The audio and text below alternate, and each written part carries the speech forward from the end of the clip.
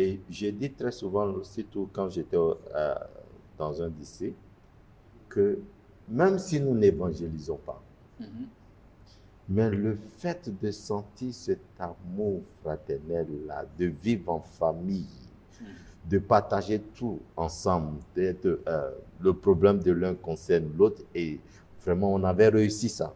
Ce qui faisait que c'était un lycée très difficile, où à peine on pouvait faire peut-être 10, 20 baptêmes dans l'année.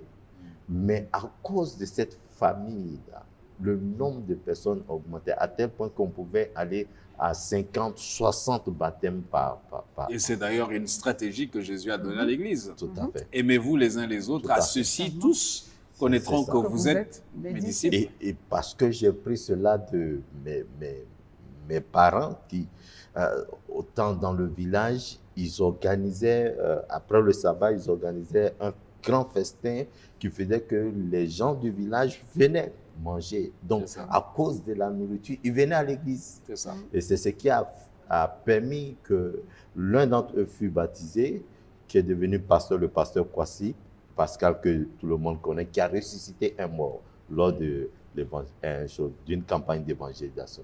Mais grâce à cet amour qu'ils avaient créé, donc c'est possible aujourd'hui de pouvoir le faire. De vivre cet amour authentique, même si nous venons d'horizons divers, nous nous retrouvons dans une même famille.